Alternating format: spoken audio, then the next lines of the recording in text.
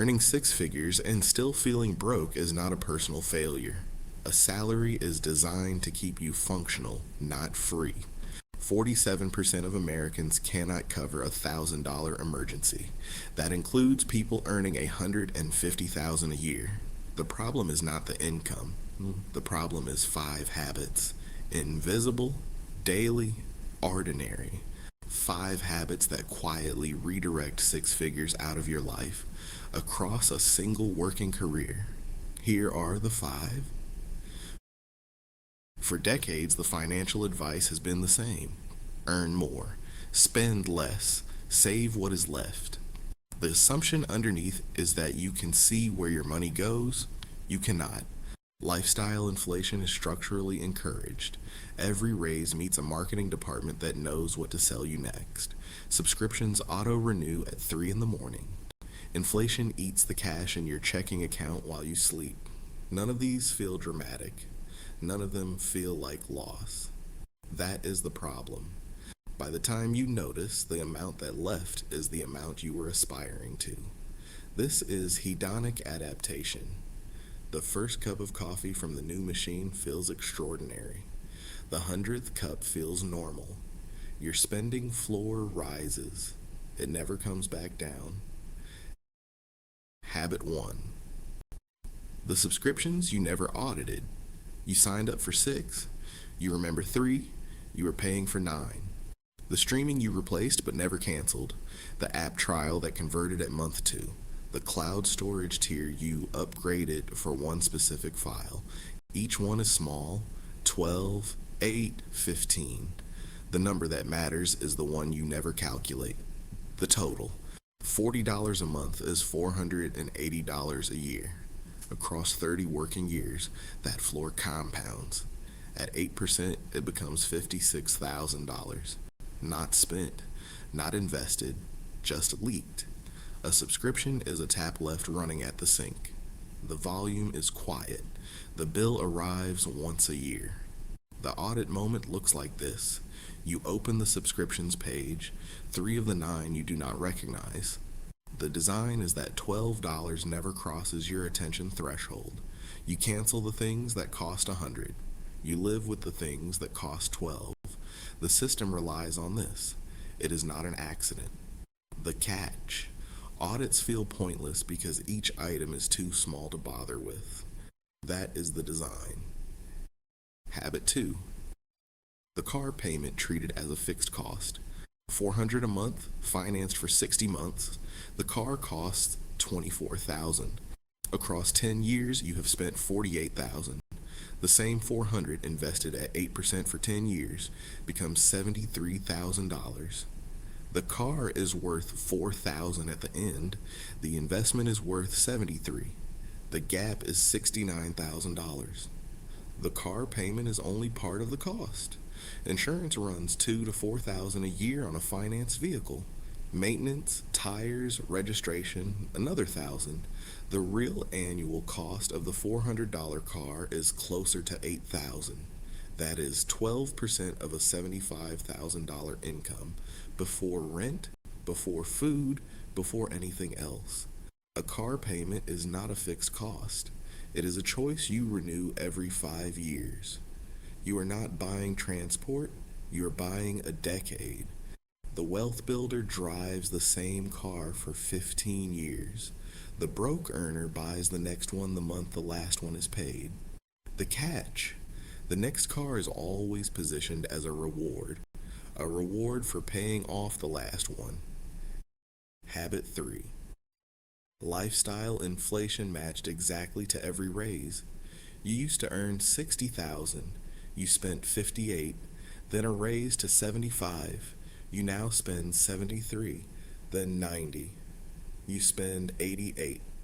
The gap between income and spending never widens. It stays at $2,000 a year regardless of income.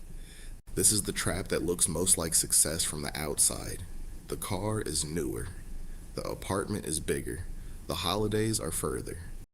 The savings rate is identical to when you earned $30,000 less. Economists call this lifestyle creep. This is the Diderot effect. A philosopher in the 18th century received a beautiful dressing gown as a gift. He replaced his desk to match it. His chair, his bookshelves, his rugs. He ended up in debt. The raise is the dressing gown. The wealthy on 90,000 look slightly underdressed for 90,000. The gap between income and lifestyle is where wealth accumulates. The raise arrived on a Friday. By the following Friday, the apartment was bigger. The gap stayed the same. The catch. The people you compare yourself to inflated on the same day. The same day you got the raise. Habit 4. The cash floor sitting in your checking account. You keep 8,000 in checking. You feel safe. The safety is psychological. The 8,000 is not earning anything. Inflation eats $240 of purchasing power every year. Across 30 years, that buffer loses $7,200 while doing nothing for you. The same 8,000 in a high yield account earns 320. In an index fund, it earns 640 on average. The buffer protects you the same in all three. The cost of the comfort is the difference. This is mental accounting. Money in checking is safe. Money in the index is risky. Both are yours. Only one is working. The catch. The cash buffer is genuinely necessary. 3 months of expenses, not 18. Habit 5. Waiting to invest until you have enough. You will start when you earn more, when the debt is paid, when the year is calmer. The number you are waiting to reach is moving with you. Time is the asset, not the amount. 200 a month from 25 becomes 720,000. The same 200 starting at 35 becomes 320. Same monthly contribution, same return. 10 years of waiting cost, $400,000. The minimum on most platforms is $50. $50 invested today is worth $600 at 10% in 30 years. The embarrassment costs more than the amount. Every month you wait, the gap between you and the person who started compounds in their favor. Not against you yet, just in their favor. They started. You have not. The catch. Starting small feels embarrassing. Starting later feels responsible. The numbers say the opposite. None of these 5 habits are moral failures. They are the outcome of an environment that converts salary into lifestyle, not a balance sheet. The marketing is better than your discipline. The subscriptions are smaller than your attention. The car is more convenient than the maths. The waiting feels safer than the starting. A person earning 200,000 with no wealth is not weak. They are functional. That is what the salary was designed to make them. Visibility is the shift. The 5 numbers are already somewhere in your account history.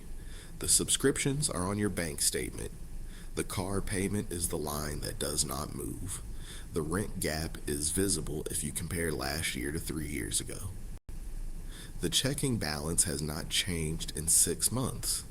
The last investment date is in your brokerage app. You already have the information. You have not organized it into a single view. Name all 5 leaks. Write them down. The day you can see all 5 at once is the day they stop. Which of the 5 is costing you the most right now? And which one will you fix first? Tell me both below. One shift changes everything.